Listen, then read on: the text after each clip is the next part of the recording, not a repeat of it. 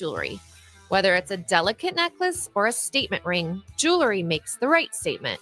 So if you want to knock her socks off, or anything else for that matter, skip the generic gifts and go straight for the bling. Until next time, this is Jordan at Sartor Heyman Jewelry. Happy shopping, guys. Are you a skilled mechanic looking for your next big opportunity? Constructors is hiring. We're looking for experienced mechanics to join our family-owned team. We offer competitive wages, great benefits, brand new service trucks, OEM-level diagnostic software, and career growth opportunities. Positions include lead and A-level mechanics for our shop and multiple field technicians. If you're driven and ready to grow with a company that's been around since 1908, apply today at constructorslincoln.com. Hey guys, it's Nick Sainer. Join 93.7 The Ticket this Wednesday, Thursday, Friday, and Saturday from Pinnacle Bank Arena for the NSAA Girls State Basketball Tournament. Starting Wednesday at 9 a.m., we'll be at PBA bringing you play-by-play coverage of every single game. That's right. All 24 games played at Pinnacle Bank Arena this week will be heard right here on 93.7 The Ticket. From Class A to Class D2 action, 93.7 The Ticket is your home for the 2025 Girls State Basketball Tournament, and it all starts this Wednesday at 9 a.m. We'll see you there. This is On the Block with Nebraska Basketball Hall of Famer and 9-year NBA vet, Eric Strickland. Nebraska Football Hall of Famer, Jay Foreman. Middle school basketball coaching legend and Duke basketball shooting coach in his mind, Austin Orman. Coming at you live from the heart of Lincoln, America. On air and online at theticketfm.com. Sponsored by the Mercado by Certified Piedmontese. This is On the Block with Eric Strickland, Jay Foreman, and Austin Orman. Oh, yeah, that's right. Short Tuesday show with you till the top of the 4 o'clock hour before Takedown Tuesday and Teammates Timeout. I'm Austin Orman, warm and cozy for now in the 93.7 The Ticket Studios at 1040 O Street. Please, please, please take off work early. Get home. At the very least, come hang out at the mill. Get a warm cup of coffee. Feel better about things and the weather and all that right here at 1040 O Street. Pop in, say hi. I would love to put names to faces and all that good stuff. Again, I'll be with you here for about an hour or so before our normal Tuesday lineup of Takedown Tuesday, Teammates Timeout with Demo and Ash. Lincoln Stars, all that good stuff coming your way all yet today. This is On the Block, brought to you by the Mercado by Certified Piedmontese, special ingredient butcher shop with 3 Lincoln locations and 1 up in Omaha. They've got every type of meat and every type of cut. I promise you. I literally promise you. I have seen with my own 2 eyes every type of meat and every type of cut as far as I can imagine, or as far as my knowledge of various proteins goes, at the various Certified Piedmontese locations. Check them out today. Like I said, short show. So in this first segment, we'll dive into all sorts of Husker news and Husker happenings. Got a friend of the show, friend of the Corner 3 podcast, Jacob Bigelow, along for the ride coming up at the bottom of the hour. Then another short segment before we get on with your day. 402-464-5685 if you've got any thoughts on anything we're chiming in on here. Thanks to Sartor Heyman Jewelers for their sponsorship of not only the text line, but also for the video streams. You can drop a comment on Facebook, YouTube, and Twitter as well. Well, let's just dive right into it. We heard from 3 more Husker assistant coaches today. They were Mike Eckler, Terry Braden Jr., and Addison Williams. I think there's probably the most intrigue about Mike Eckler being hired away from Tennessee, former Nebraska coach at one point, went all around the country coaching. Was last at Tennessee coaching special teams as well as outside linebackers, which he noted, but he is just diving into special teams at Nebraska. That to me was a pretty big takeaway.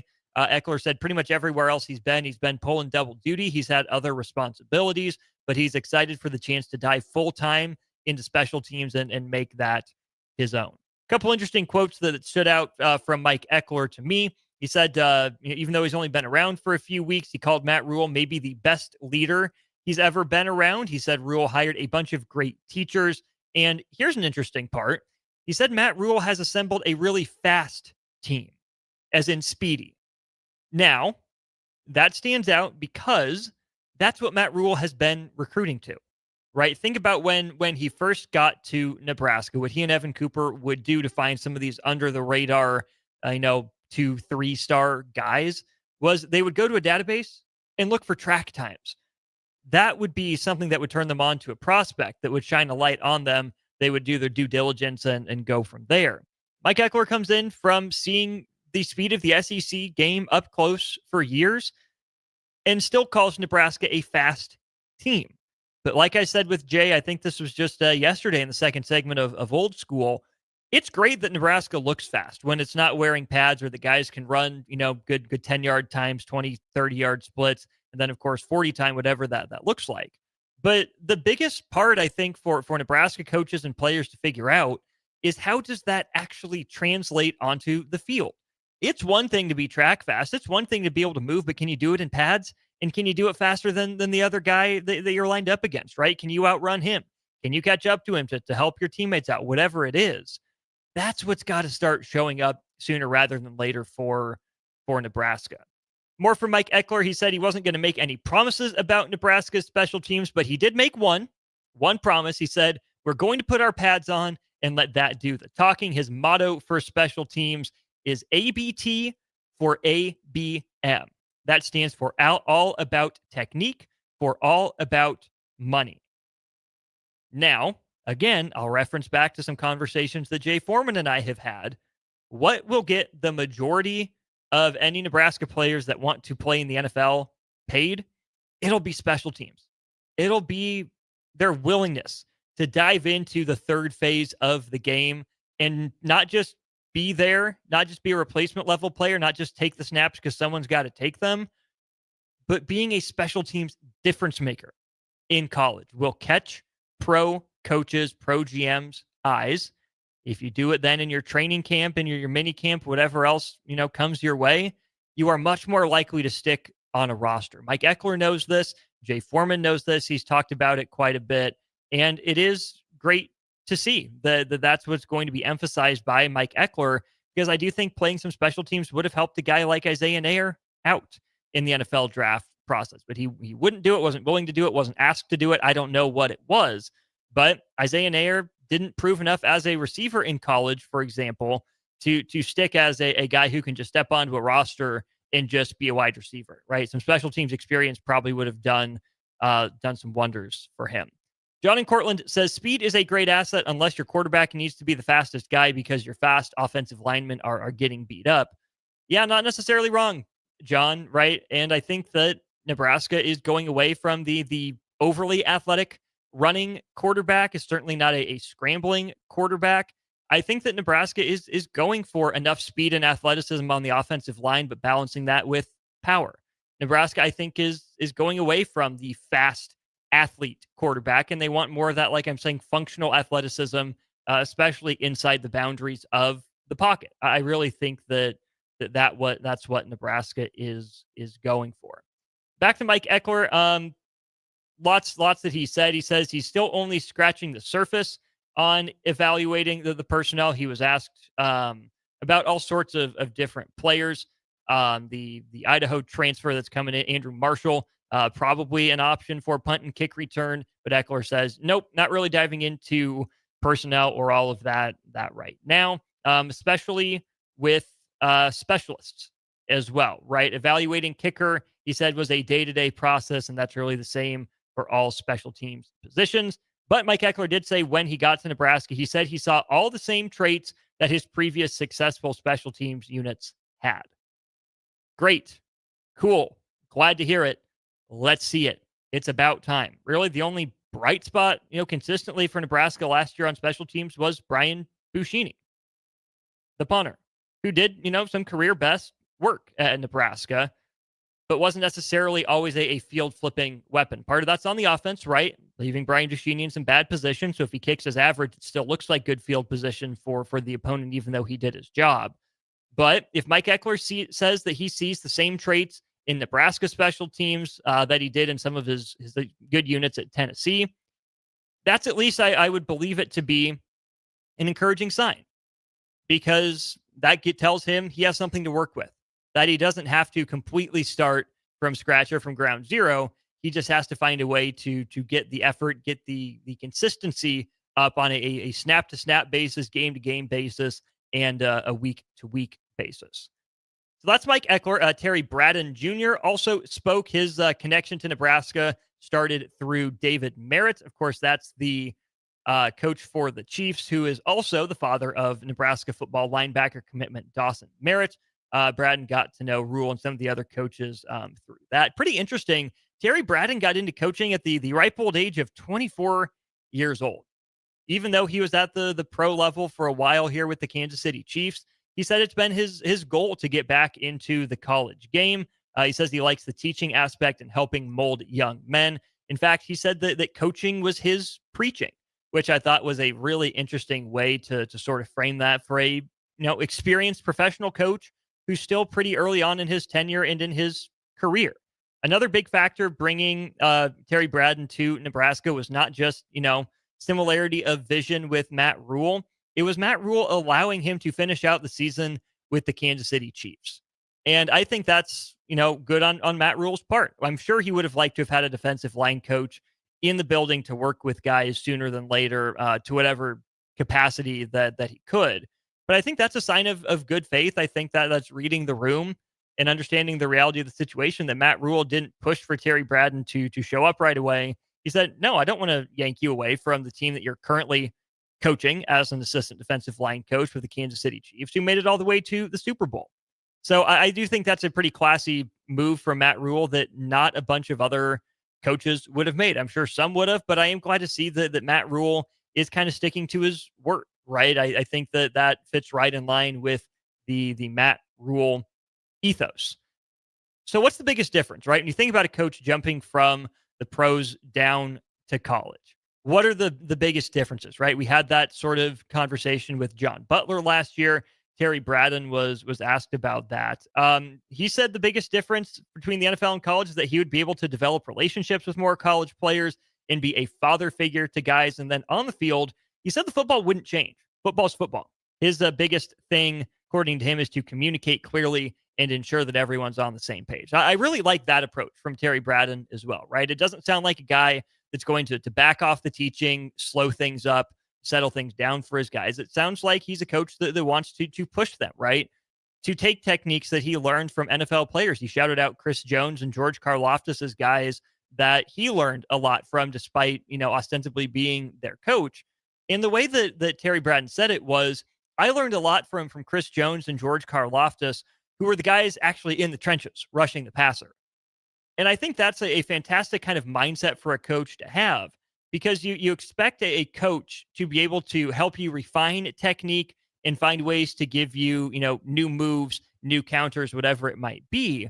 But at the end of the day, the coach isn't out there on the field, with you, alongside you, or in your ear. No, once you step on the white lines, it's you. You're kind of in survival mode. You're fighting for yourself to some degree.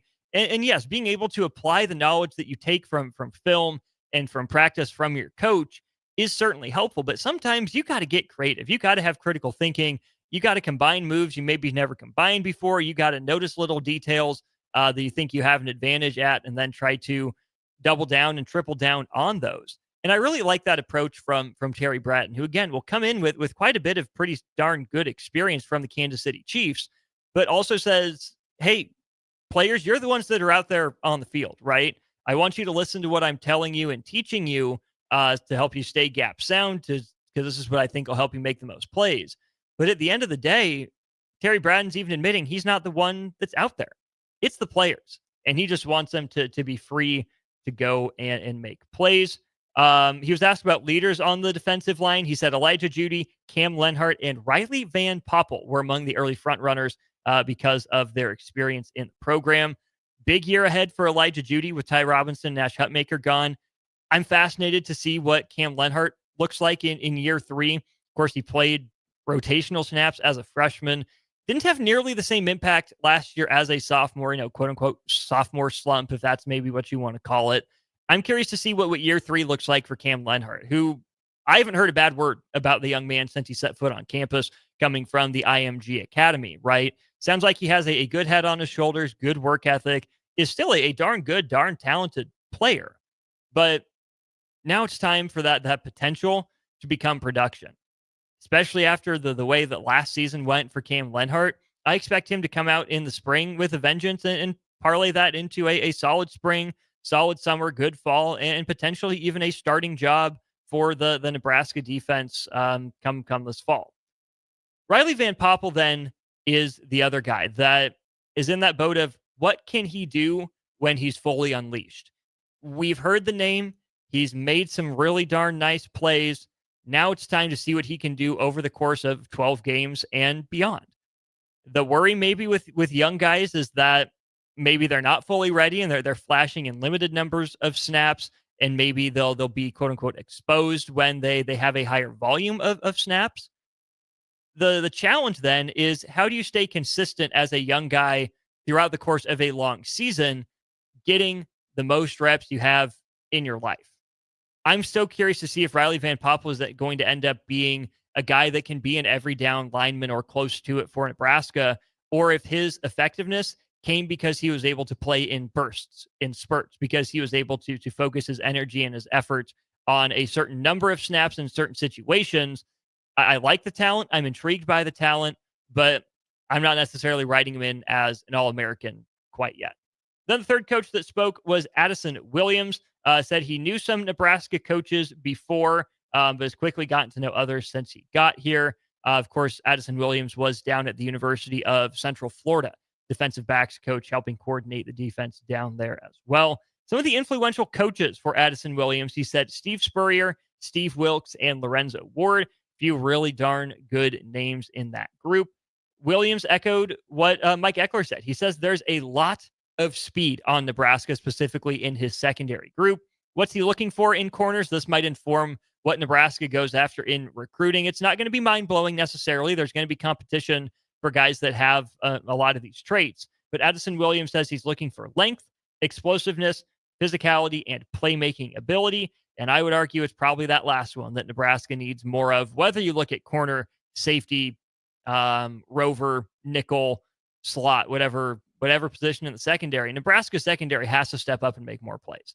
And that, of course, will be a lot easier if Terry Braden's group gets things going with the pass rush. Did get a mention of Donovan Jones, though, from Addison Williams. He said Donovan Jones was a guy that he heard quite a bit about when he first got to campus. The more and more that Addison Williams watched the Pinstripe Bowl film, the more and more he understands and sees why that was the case for Donovan Jones and his extended snaps there against Boston College. Let's move on. A little bit of Husker baseball news. Huskers were supposed to play tonight against Omaha up there at Tal Anderson Field. That game got canned due to the weather. Looks like they will have a makeup date, and that'll be in early April, I believe it is. Yep, it'll be Wednesday, April 2nd. So Nebraska will play Creighton in Lincoln on April Fool's Day and then head up to Tal Anderson Field on April 2nd. They did also have to postpone or cancel. They actually canceled tomorrow's game with South Dakota State due to the same concerns about inclement weather. That game will not be made up. Scrolling through the schedule here, I believe that was the only matchup scheduled, between those two teams this year. So no South Dakota State game for Nebraska.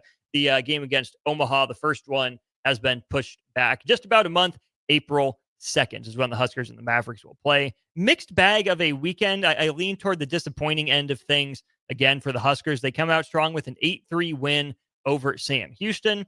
And then it wasn't the bats that necessarily failed Nebraska in the next two games. They score 6 runs against both LSU and against Kansas State. Of course, the Huskers had a lead over LSU. Huskers got up to a 5-0 start through 3 innings. LSU battled back to make it 5-4 through the 5th. And then they tacked on 6 runs in the 7th inning. Nebraska was only able to scratch across 1 more in the 7th. LSU really put it away with an extra run there in the 9th. It was just a lot of keep the line moving for LSU. RBI double, RBI ground out, RBI single, RBI single, RBI single, sack fly, RBI single, helped by a throwing error by Nebraska, and then a 2-run single, right? It wasn't like there was a massive implosion. It wasn't the long ball that beat Nebraska in the game down in Frisco like it did back in Stillwater, for example. Ty Horn gave up a few through 4 2/3. Carson Yassa gave up 3 of them. Grant Clevenger gave up 3 as well. Then Gavin Blackowitz gave up the last one for the Huskers. Seeing Carson Yassa give up those 3 runs, That's a very talented arm, but that's by far the best opponent he's faced in his young college career, and maybe the best he'll ever face in his college career. So, okay, as a young guy getting your first taste of high profile, high major baseball, you don't like to see it, but it's understanding to some degree. Grant Clevenger, I'm curious to see what his role is moving forward. But then the unfortunate part was Nebraska not able to slam the door on Kansas State at all, right? Huskers trailed early. They made a comeback late with 5 runs in the final 3 innings, but it's not enough as the Wildcats end up winning it 9-6. The big blow for Kansas State, of course, was a 2-run home run by A.J. Vasco. That's a guy from Lincoln East, who hits a 2-run home run. Obviously not the entirety of the difference, but it doesn't feel good to see one of your own get away from you, go down to Manhattan, and then hit a home run against you. Bright spot from the weekend for Nebraska, Devin Nunez at the top of the lineup. That's a freshman in the DH spot. He had a pretty darn solid weekend at the plate. Cale Frost had a few hits. Dylan Carey pretty good against Kansas State as well. But I guess my main takeaway from the weekend is pitching might be a strength for Nebraska in the Big Ten, but it's why I asked Evan Bland the question I did a couple weeks ago, and that's, is Nebraska's pitching staff actually a national level strength, or is it just a Big Ten level strength? And what I mean by that is, you look at Brett Sears, you look at Mason McConaughey last year, darn good pitchers. I mean, Brett Sears was the Big Ten pitcher of the year, but Brett Sears's best stuff matched up with pretty much what Florida saw on a weekly basis. There's not many Brett Searses in the Big Ten. There's not many Mason McConaughey's in the Big Ten. Those guys are more and more common in the SEC and the ACC, and against an NCAA tournament regional program like Kansas State. They're not going to back down when they see those guys. They got after Jackson Brockett on Sunday. 3 hits, 2 walks, and 2 runs in 2 innings.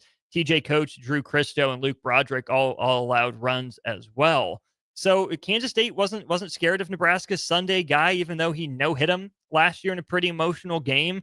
And LSU certainly wasn't backing down from Ty Horn, who did his best to limit damage, but again, not necessarily right now. Ty Horn isn't a guy that you would see at the top of an SEC rotation. Can you grow into that? Absolutely. I think these 2 starts against Vandy and LSU are going to end up being fantastic for Ty Horn in the long run. But right now, it just leads you to where Nebraska's at with a 4-6 overall record and 1-2 in its 2 marquee non-conference events. Huskers now turn their attention to Washington. Huskers will open their home schedule here on Friday against Washington. It'll be a weekend series, 2 o'clock on Friday, Saturday, and then noon on getaway day Sunday for the Huskies. We'll go to break. When we get back, Jacob Bigelow of Huskers Illustrated and the Stretch Big Pod joins me. Lots to get into with Nebraska basketball. Now on a 3-game losing streak. Chances dwindling for the Huskers, but still 2 regular season opportunities to go. We'll chat all things Husker hoops with Jacob Bigelow in just a moment. Follow Austin Strick and On the Block on Twitter at Austin Orman, eStrick20, and On the Block 93.7. More of On the Block coming up. Jack Russell of Farm Bureau Financial Services is here to help you protect things that are most important to you. Whether it's your home, your family, or your future, Jack Russell has the proven experience to get the job done while developing authentic relationships with you. Give Jack a call today at 402-421-9100. Again, that's 402-421-9100. Or visit one of his 2 locations in Lincoln or Seward and learn how you can excel in the complicated world of insurance. Jack Russell of Farm Bureau Financial Services, a trusted and well-respected representative since 1999. There's no place like McKinney's Irish Pub for St. Patrick's Day, so mark your calendars to join in on the fun for their 11th annual Street Festival. The party starts on Saturday, March 15th, with tons of giveaways, a kilt contest, great Irish food, and green beer, and continues on Monday the 17th for actual St. Patrick's Day. Doors open for the bar at 11 a.m. on Saturday and 9 a.m. on Monday, and the street party starts at 2 p.m. both days. Don't miss out on great music and great fun with no cover charge for St. Patrick's Day weekend at McKinney's 8th and P in the Haymarket. Spring is here. It's time to get back outside and into proper shoes this year. Brown Shoe Fit is the place to buy this spring with their sale on athletic shoes. Get $15 off any regular price athletic shoes with respected brands like Hoka, Brooks, New Balance, and On Running. And don't forget, Browns carries a large arrangement of sizes and widths to fit your feet properly. Start your spring off right at Brown Shoe Fit, just south of 66th and Q in Lincoln. Water heater gone? Call Bryant. The price you're quoted is the price you'll pay. And in most cases, same-day replacement. Bryant Air Conditioning, Heating, Electrical, and Plumbing. 467-1111. When you need a new water heater, nothing beats the ProLine family of water heaters from A.O. Smith. ProLine models are built using commercial-grade components, meaning they're built to help you tackle your toughest days. No matter if you need a gas or electric model, A.O. Smith has a ProLine unit for you. A.O. Smith, innovation has a name. Call Greens at 402-467-4444 for a great deal on a water heater today. Again, that's 402-467-4444. Your home is your empire. Protect it with Empire Fence. Get a free instant quote with the online estimating tool at empire-fence.com. See an upfront estimate with no hidden fees. An Empire Fence can provide privacy and improve the appearance of your home. Keep kids and pets in or out of your yard. Increase security and add value to your property. Visit empire-fence.com now to view the stylish and maintenance-free possibilities for your home and get a free instant online quote. Let Empire Fence protect your empire. If you're in Seward or Milford, listen up. Select Plumbing is now servicing your area with no trip charges from Lincoln. Select Plumbing works on a variety of issues for your home and business, including general plumbing, water heaters, faucet fixture repair, underground sewer and water repairs, backflow testing, and more. Keep your property free from leaks and other issues. Call today for a free estimate at 402-560-6197. It's not just Lincoln, Waverly, and the surrounding area anymore. It's also Seward and Milford with no trip charges. Contact Select Plumbing to inquire at 402-560-6197. MWA Pro Wrestling returns to Lincoln Friday night, March 7th at the First Avenue Social Hall. And in Beatrice at the Beatrice Auditorium on Saturday night, March 8th at 7 p.m. Don't miss two huge shows. Visit Facebook.com/MWA Pro Wrestling for more information. Tickets are on sale for both events. Friday night, March 7th, 7:30 p.m. First Avenue Social Hall in Lincoln. Saturday night, March 8th at the Beatrice Auditorium, 7 p.m. Brought to you by 10 Pins Fun Center, Felipe Electric, and Stone Hollow Brewing Company. 93.7 The Ticket, Fox, KFXL Weather. Brought to you by Bryant Air Conditioning, Heating, Electrical, and Plumbing. Your Lincoln forecast for today, we'll see a chance of rain. It will be windy. It's an afternoon high around 58. Tonight, a chance of rain and snow to be windy with blizzard conditions possible, low around 25. And tomorrow, we'll see mainly sunny skies. It will be windy with blowing snow, a high around 39. I'm meteorologist Kyle Becker for 93.7 The Ticket and theticketfm.com. I used to smoke. I thought of cigarettes as my best friend. They were always there for me when I needed a break. I also thought cigarettes were my best friend, and then they gave me peripheral artery disease. I smoked and had a stroke. Actually, multiple strokes. I smoked and have heart disease. Here's my tip. If cigarettes are your friend, you need a better friend. Call the Nebraska Tobacco Quit Line, 1-800-QUIT-NOW, 1-800-784-8669. Paid for by Tobacco Free Nebraska. Aired with the Nebraska Broadcasters Association and this station. Now back to On the Block with Eric Strickland, Jay Foreman, and Austin Orman. It's just Austin Orman for now, but that's okay. I got a friend on our Aloe Fiber VIP line. We'll get there in just a sec. This segment of the show is brought to you by Heartland of Nebraska Windows. They're based in Hallam, Nebraska, and Heartland of Nebraska Windows offers a free estimate, full window replacements, all vinyl triple pane windows, and a lifetime warranty on everything while still keeping their prices affordable. Heartland of Nebraska Windows is locally and family owned with their own team of installers. Give Heartland of Nebraska Windows a call today for more info at 402-430-3852 or visit them online at heartlandofnebraskawindows.com. Let's head to our Aloe Fiber VIP line, where last we talked, I had handed my taxes off to this man, Jacob Bigelow of the Stretch Big Pod, and also my semi-accountant. How are my taxes coming?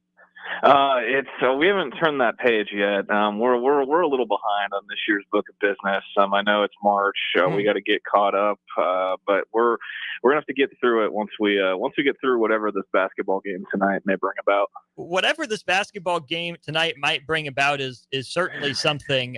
We'll get to that one here in just a little bit. Before we go and visit, at least in our minds, arguably the worst arena in Big Ten basketball, according to a program alum, which you have mentioned, but I will not call out that alum right now. Another 3-game losing streak for Nebraska. Penn State, Michigan, and then Minnesota. What to you, if there has been one, has been the common theme, the common thread for the Huskers' 3 straight losses? I mean, they just have looked at times. I mean, I'm more so like the Minnesota game just sticks out the most to me. I know the eyesore that was Michigan, and that final score and all that, and what was and Penn State. Obviously, I didn't watch a single second of that Penn State game, and I will not go back and watch it. So the Minnesota game is like what sticks in my head the most, and just how helpless and like lethargic they looked for the majority of that game. Like it was like they were playing a pickup game, and like they're playing to 15 and the other team got to 14. They're like, oh dang, we gotta play. And it was like too little too late. Like they were just sleepwalking through it. And given everything that was on the line for them and the setting and you're at home and everything that was into that, I mean, frankly, it was pretty embarrassing. And I think there's no way to sugarcoat it. The effort, the intensity was just not there for the majority of that game. And even, when they put the press on and made the run to make the comeback, I'd say it wasn't even really like fully there. So, I mean, with everything that's on the line this late in the year, we've heard from the head coach about how they still have everything they want in front of them. But I mean, at some point it comes down to like, was it Trev Alberts who said the give a darn factor? Mm-hmm. Like it's about how much you want to, and you're give a darn and all that. Like you got to go out there and take it. Like just because it's out there in front of you doesn't mean it's going to fall into your lap. You got to go out there and take it. Nebraska certainly did not do that any of the last 3 games. Penn State, maybe a worse matchup than I even gave it credit for. Nittany Lions found a way to keep their Big Ten tournament hopes alive. Michigan was certainly there for the taking, and we said it going into the game, Jacob. That was probably the best opportunity remaining on Nebraska's schedule in the big picture for what it wants to accomplish. But now I don't even think the NCAA tournament conversation is worth bringing up for this team, outside of, hey, it's still there, mention it, because this team has to worry about the Big Ten tournament first. And what we've seen from Northwestern, not just against Nebraska, but in the last 2 weeks, what we've seen from Minnesota, what we saw from Penn State, is a team that understood the stakes and the reality of its season, that's staring down the barrel of being in the bottom 3 of the conference, and those teams took it personally. Do you get the sense that Nebraska maybe just doesn't even understand, on the player side, what the stakes of the season are at this point? Yeah, I mean, I think just based on quotes and what we see and what we hear, I think Fred Hoiberg understands. I think Fred Hoiberg wants it, and I think it's eating at him. You can tell just, his availability yesterday and how he's talked about his guys' body language and how he's looked. I think yesterday you could tell that, I think Fred Hoiberg gets it, and he's just trying to, make it evident to guys on his roster that like what's at stake and what it means. And I know that may sound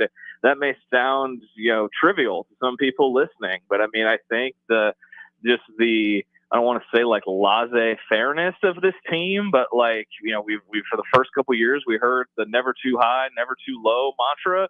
I don't think we've seen anything close to getting too high this season, even in the big win. It hasn't really been that much of an emotional high, that much of a, like, they're getting too full of themselves. They're celebrating too much.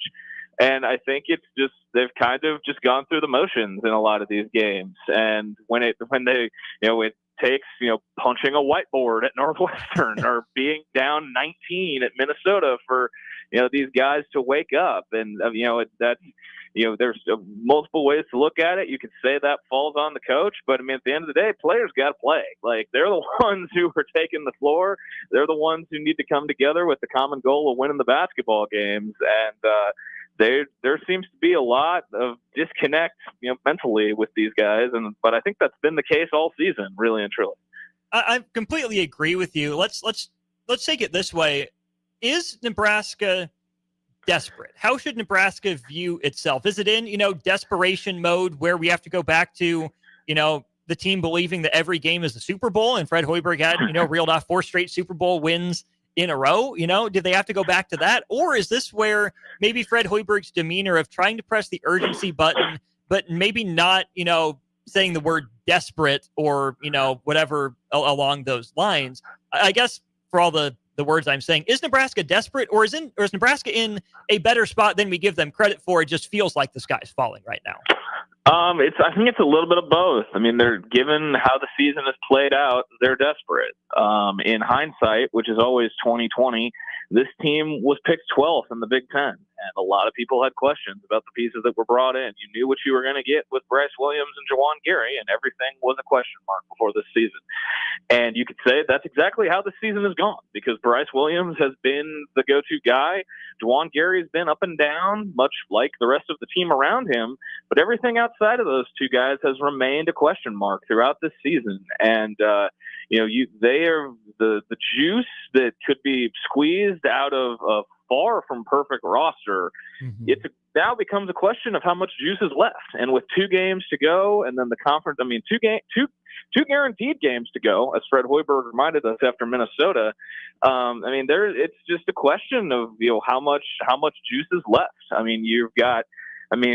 Regardless of how tonight goes, I think they're going to have 7 guys getting honored on Sunday, who this is their last go-round of college basketball, between the 6th-year guys in Williams and Carey, and then the 5th-year guys in Worcester, Morgan, Mia, and I think there's one, Ulyss. I forget. I think there might be one other guy.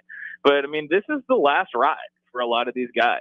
And it's, I sound like I'm putting my coaching hat on and I'm, pacing around the locker room, but it's like a question of how do you want to go out? How do you want to be remembered?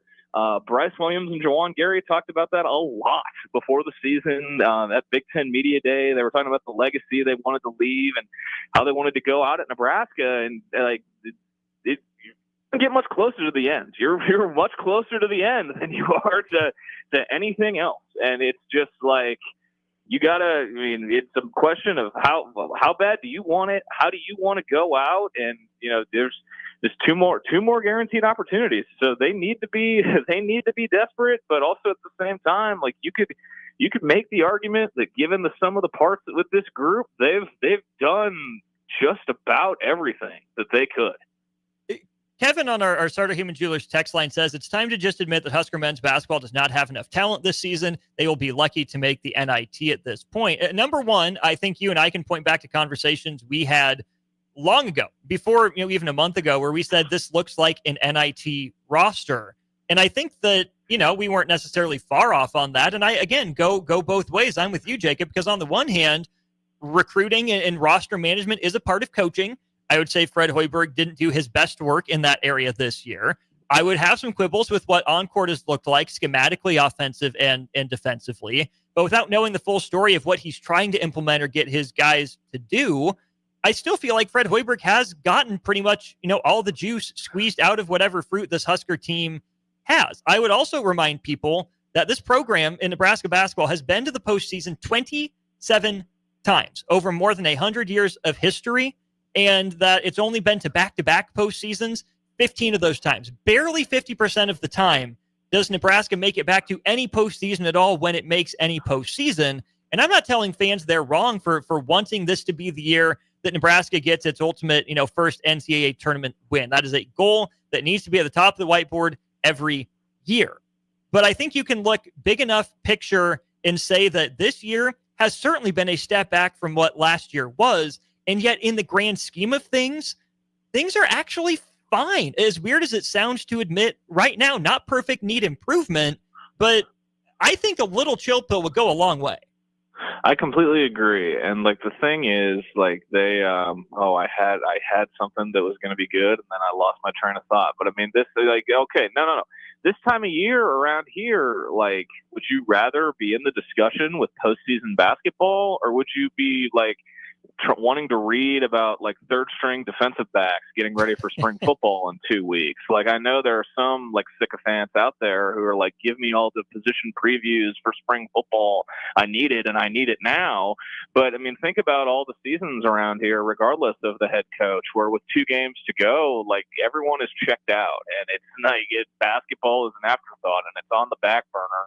And you want a seat on the ride. You want to be in the conversation. You don't want to be left off of it. You don't want to not meet the height requirements or whatever it is to get on the roller coaster this time of year in college basketball. And Nebraska has a seat. It's been very topsy-turvy, to put it lightly. But I mean, I don't know what with the program at large and where it's at and what it is, to have gone to the NCAA tournament last year with a roster that I affectionately would call a mid-major all-star team, to being back on the bubble with, two 60-year guys and the island of misfit power conference cast-off players as your roster the following year is pretty good for this program.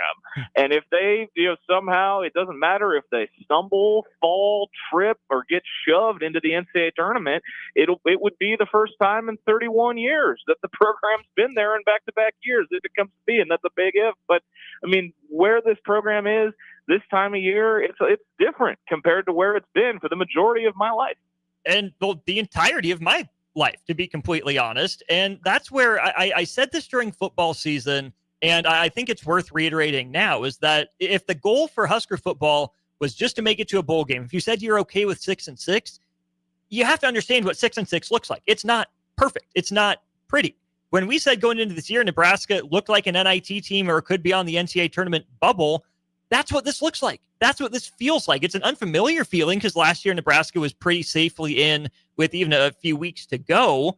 But this year being on the bubble, this is just the life of a bubble team, of a bubble program that's above average, not great, good on any given night.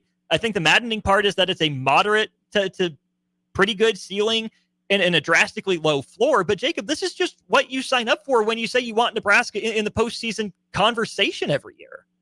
And here's the thing with college basketball, you don't have to be a world beater team to make the NCAA tournament. You don't have to, there are 68 teams that make the field, and there's these teams aren't world beaters. They aren't the 95 Bulls. They aren't even Dusty May, Florida Atlantic, or San Diego State every year. There are some of these teams that are painfully average. They've been painfully average all year, but their resumes get boosted, whether it be what conference they're in or one big win they get. I mean, Oklahoma is on the bubble, and they are 4-12 in the SEC. 4-12. They are 4-12 in the SEC, and they are firmly in the conversation to make the NCAA tournament. Steve Forbes, bless his heart, Wake Forest has been on the bubble. They lost by 40 last night. 40. They went to Cameron Indoor and got double covered by Duke. Oh, trust me, I watched. Yeah, I know. I'm well aware that you did. But I mean, the teams that are on the bubble, they're far from perfect. And you don't have to be perfect to make the NCAA tournament. It's like a high school dance. Everyone gets, the majority of people in school get invited. It's just a matter of what kind of suit and tie you want to put on. And if you happen to show up with a date, good on you. But the majority of your classmates are probably going to be there. One more thing from the text line that I want your reaction on. 9315 says, the low expectations from the fans in university is the biggest cancer to Nebraska ball. Get that glad to be in the discussion crap out of here. That's not good for a Big Ten school with the resources that Nebraska has. Number one, I don't know what level of resources Nebraska has. Number two, I don't know how consistently they're being allocated in the correct ways. But I would also say, again, Nebraska in its history is a once every 4 or 5 years in the postseason program, right? It's not a consistent perennial postseason contender. So yes, in the year to year, year over year, season over season discussion, this is a step back for Nebraska. They are not as good this year as they were last year. But the first step in being a consistent postseason team is to get to the postseason in back-to-back years that Nebraska hasn't done since 17, 18, 18, 19. It was back-to-back NITs. And again, 30 years since they went to back-to-back NCAA tournaments. If all the expectation is for Nebraska is to be a consistent postseason presence, it's not always going to be pretty, but this is a step in the right direction. It absolutely is. I think the greatest fallacy surrounding Nebraska athletics right now is that they are ripe with resources and that all the athletic programs at that university are being properly allocated just this abundance of resources, and that money is not an obstacle to any program at that university. That may be the greatest fallacy surrounding this university at that time. And I also would like to say, when at any point I am 27 going on 28 years old. I've never at one point heard any athletic director at the University of Nebraska declare what they want men's basketball to be. If anyone has come out and definitively said what the expectation is for men's basketball to be, I would like to hear it, because I have not heard it from anyone in the power chair at that university as long as I've been alive. And you know why? Is because it's been an afterthought for my entire life. And then if Troy Dannon or someone in a position of power wants to come out and say what the expectation should be going forward, I would love to hear it. But it has been like it's been so twisted into like they have all these resources just because and there's no excuse. There's no don't be so sure about that. Don't be so sure. And it's just like I would love for someone to come out and say what they expect the expectation to be. But when you're a conference program in the country that's never won an NCAA tournament game, it's good to be in the conversation for March Madness and back-to-back seasons. I don't care what conference you're in or what logo is on your jersey. I tend to agree. Last one for you then, Jacob. Value City Arena, Schottenstein Center, Nebraska, Ohio State, 8 o'clock Central tonight.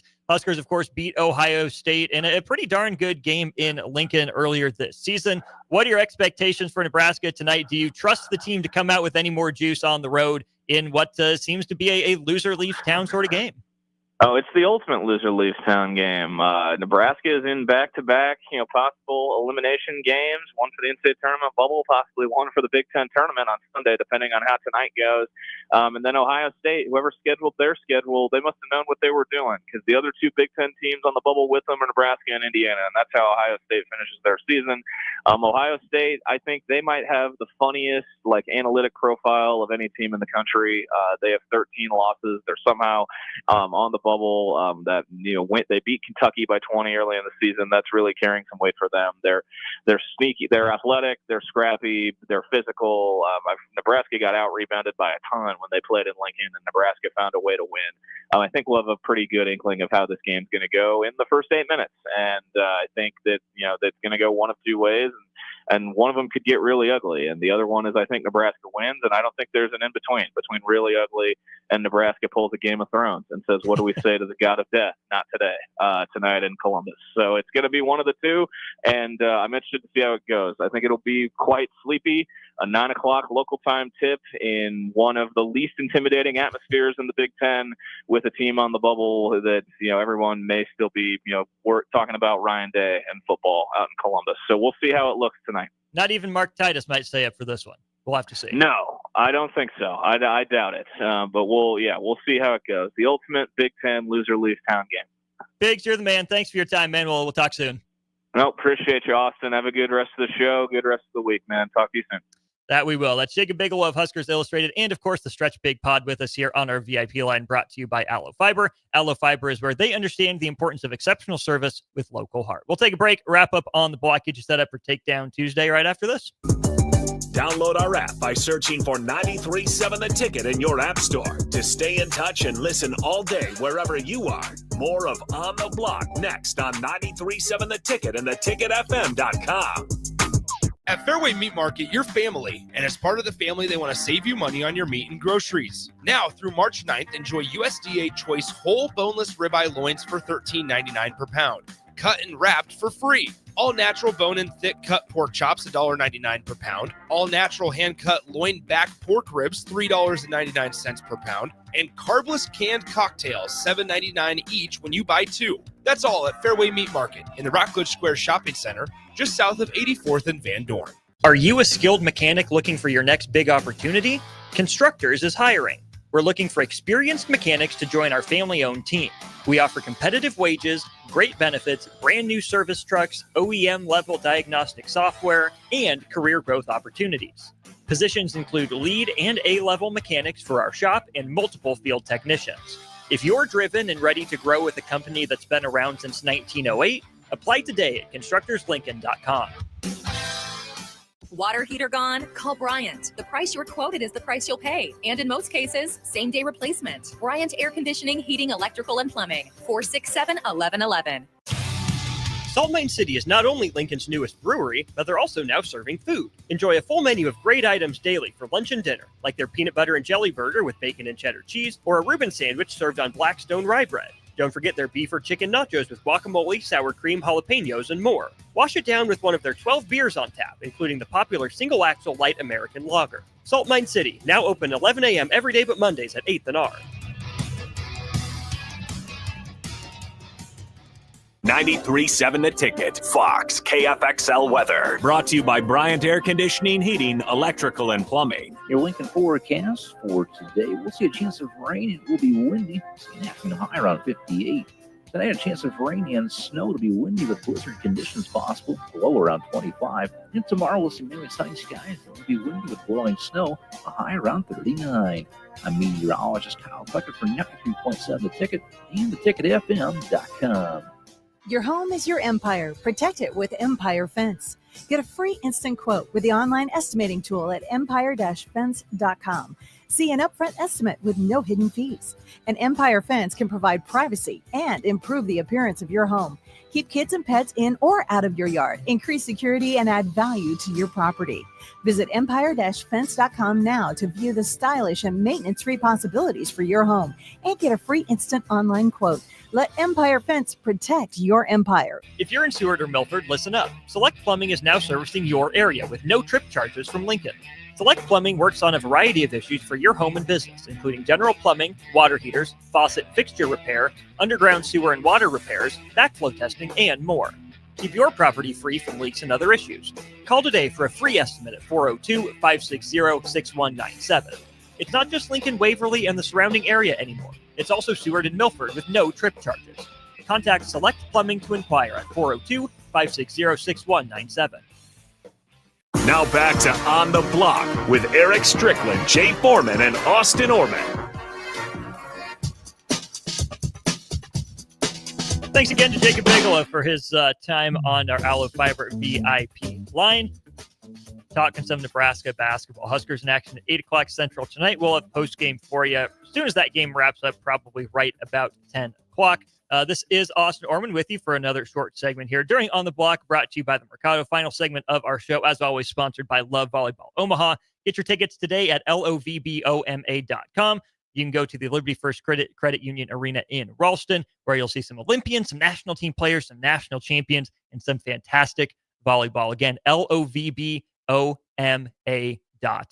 Appreciate everyone's thoughts there on that conversation. I really wish we had more time to get into it. That's probably going to be another episode of the Corner 3 coming up sooner rather than later. But for now, we do have to move on. Let's do talk some Nebraska women's basketball to round out the show. They are on their way to Indianapolis for the Big Ten women's basketball tournament. A little bit of news out of that program. I get Callan Hake being Nebraska's Big Ten sportsmanship honoree. Congratulations to her.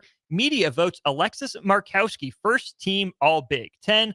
Markowski averaging 16.8 points, 8 rebounds, and about an assist and a half per game this year. And then it was a freshman getting honored. Freshman Britt Prince, honorable mention All Big Ten, but also made the Big Ten All Freshman team. Britt Prince averaging 13 points, 4.5 rebounds, and a team best 3.5 assists per game so far this year. She's shooting 45% overall, 35% from 2, and 87% at the free throw line with a player efficiency rating of 22, which is really darn good for a freshman in her first college basketball action. Definitely need to get more into Britt Prince's performance, how she met expectations, some of the load, the burden that she's shouldered for Nebraska as she's played and started in 26 games for the Huskers. Of course, did deal with some injury issues here and there, but on the whole, really stellar year for Britt Prince. Again, 13, 4.5, and 3.5 for her, and all Big Ten freshman team honors. That'll do it for me here during On the Block. Don't go anywhere, though. The normal Tuesday lineup comes your way here in just a moment. Nebraska wrestling assistant coach Brian Snyder will be the guest on Takedown Tuesdays. Huskers getting ready to head out to Evanston for the Big Ten wrestling tournament. Curious to get Coach's thoughts on the end of the regular season, what he's looking forward to in Evanston, and just some thoughts on the crew, on the team, what he's seen from them throughout the year, and plenty more. And then Teammates Timeout with Demo and Ash will follow that from 5 to 6. Thanks to the Mercado by Certified Piedmontese for their sponsorship of the show. They've got 3 Lincoln locations and 1 up in Omaha where you can get every type of meat and every type of cut. Again, 3 Lincoln locations, 1 in Omaha. And don't forget Fired Up Fridays. Check out their website to figure out what's coming up this week. Thanks again to Jacob Bigelow for joining me on the show. I'm Austin Norman. Don't go anywhere. Takedown Tuesdays next on The Ticket.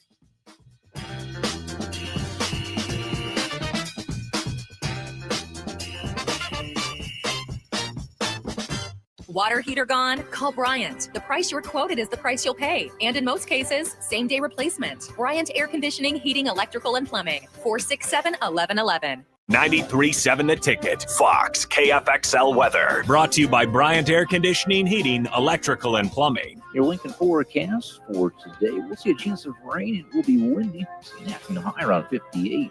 Tonight, a chance of rain and snow to be windy with blizzard conditions possible, low around 25. And tomorrow, we'll see mainly sunny skies. It will be windy with blowing snow, a high around 39.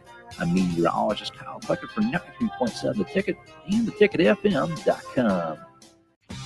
The electrical workers of Local Union 265 are now hiring licensed journeyman electricians from $32.50 to $42.50 per hour with paid benefits. And if you're looking for a new career, they're hiring apprentices at $19.50 per hour with paid benefits. Call the office at 402-423-4497 to apply. Start your electrical career today. MWA Pro Wrestling returns to Lincoln Friday night, March 7th at the First Avenue Social Hall. And in Beatrice at the Beatrice Auditorium on Saturday night, March 8th at 7 p.m. Don't miss 2 huge shows. Visit Facebook.com/MWA Pro Wrestling for more information. Tickets are on sale for both events. Friday night, March 7th, 7:30 p.m. First Avenue Social Hall in Lincoln. Saturday night, March 8th at the